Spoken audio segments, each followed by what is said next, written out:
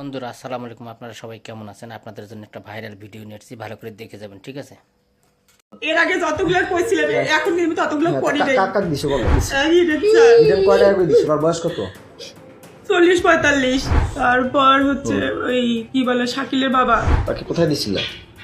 ওইখানেই, কোথায়? ওইখানে কোথায়? ওই স্যারকে যেখানে ওইখানেই কেন দিছিলা তাকে? সে আমাকে জোর করছিল। বৃদ্ধ বয়সে তোমাকে জোর করছে? নিজের স্বামীর সামনে দাঁড়িয়ে নির্লিপ্ত কণ্ঠে অন্য পুরুষের সাথে সহবাসের কথা স্বীকার করছেন এই নারী। এই দৃশ্যই যেন ভেঙে দিয়েছে বিশ্বাস, সম্পর্ক আর পারিবারিক মূল্যবোধের শেষ দেয়াল। এটাই আজকের অবক্ষয়ের গল্প। মেয়েকে নিতে চাইছে, সেই জায়গায় মাকে নিয়ে ফোন করছে। তুমি দাও কেন? আরো মেয়ে মানুষকে তো জোর করতে পারে। তুমি দাও কেন? আরেকটা ম্যাডাম ওইখানে কি জোর করছিল। স্কুলে চাকরিটা রাখার জন্য, নাহলে কি আজকে দিতে না, চায়? এমনিতে জোর করছিল আমাকে। তারপরে কাক দিছে বলো? আর হচ্ছে অভিযুক্ত গৃহবধূর নাম মৌসুমী, পেশায় একজন স্কুল শিক্ষিকা।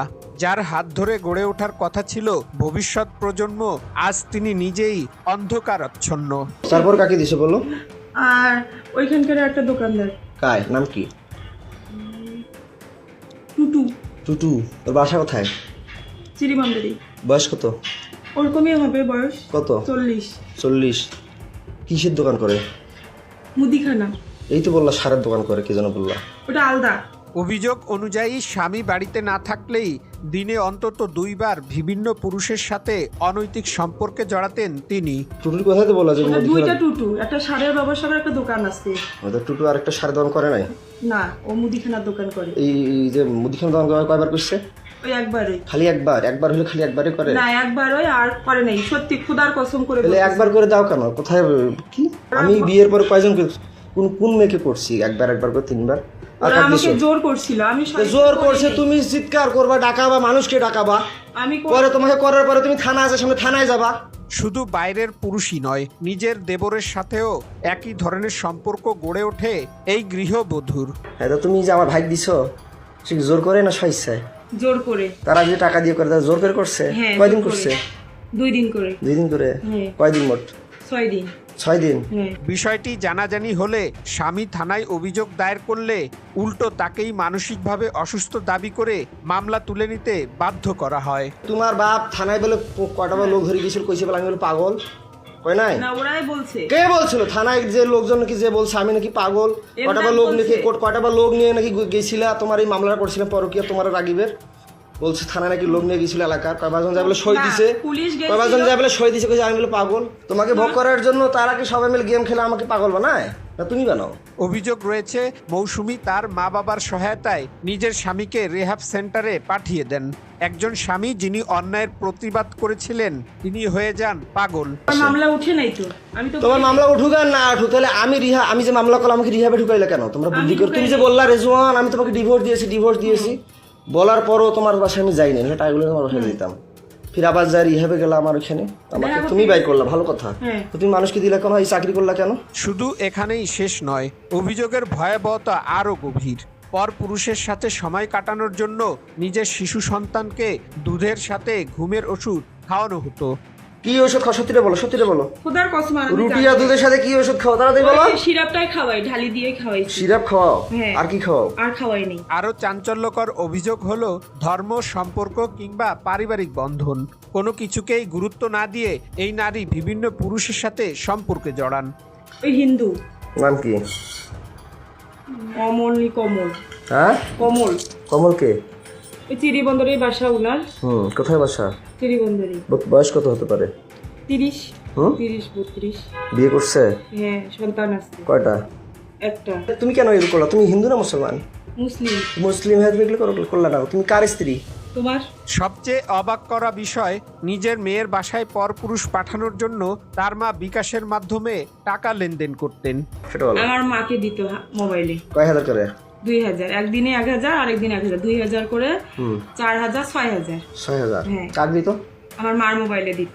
আমার দিত। জি।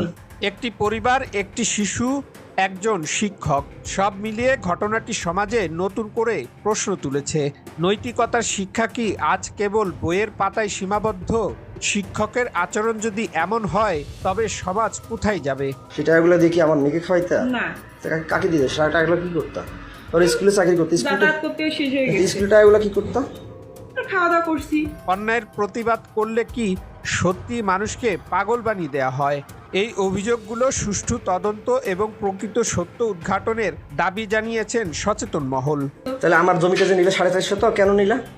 তুমি যে মাঘি, তো মাঘিকে আমি জমি দিব কেন নিলা? আমার মা বললো, তারপর সবাই বললো যে নি এত দিছি ভালো কথা। বিক্রি করে তো দিচ্ছে। তুমি নাটক করো কেন আমার সাথে যেখানে সেখানে? কেন করো? ইমোশনাল ব্ল্যাকমেল করো কেন? করি নাই। ওই ওদের সে চুক্তি দাও দেখে তোমাকে আমি বাসায় পাগল দিত। পাগল বানিয়ে রাখি, আমার মানে ওদেরকে আবার চুক্তি দিবে বলে আবার সাথে আমার ব্ল্যাকমেল করো, ইমোশনাল টর্চার করো আমাকে। না, আমি তোমাকে তাহলে আমার বাচ্চাকে ঘুমের ওষুধ খাওয়া কেন? ওরাই বলছে। ওরাই বলছে। হ্যাঁ, বাস্তবের মুখোশ উন্মোচন, এটাই আজকের অবক্ষয়ের গল্প।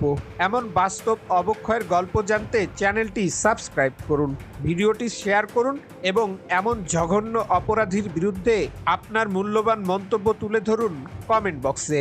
তুমি এগুলো কেন করতা? তোমার ক্যারেক্টার খারাপ না না, টাকার ওরা দরকার না তোমার কি ভয়? কি জন্য এগুলো করতো? ওরা আমাকে ভয় দেখাইতো এই জন্যই। তো ভয় দেখে তো তোমার মা আছে না, বাবা আছে না, তারা লাঠি ধরতে পারে না, হ্যাঁ। তারা ঝাড়ু ধরতে পারে না? তা আমি যে বলি তো আমাকে মিথ্যা কথা বলো কেন? পাগল বানিয়ে রিহেবে দাও কেন? আমি তো পাগল বলিনি, তাহলে? আমি তো রিহাবে দেই। পরে অস্বীকার করো কেন? কে অস্বীকার পরে করে? অস্বীকার করো কেন? এই যখন না, তো তুমি তোমাকে আমার- তালা লাগিয়ে বন্দি করিয়ে যখন একটু ভয় দেখাই তখন স্বীকার করো। এখন তো তোমাকে একটা না। থাপড় দিছি না, মারছি কোনো লাঠি দিয়ে মারছি? না। শুধু ভয় দেখাইছি। হ্যাঁ। তা আমি কি পাগল? আমি বিএসসি পাস করছি সিটি ইউনিভার্সিটি। তুমি কোন জায়গা থেকে অনার্স কমপ্লিট করছো? কোন ইউনিভার্সিটি অনার্স কমপ্লিট করছো বলতো?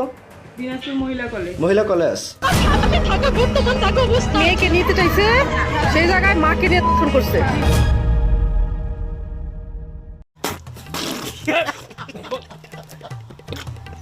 ভুল করলাম বস।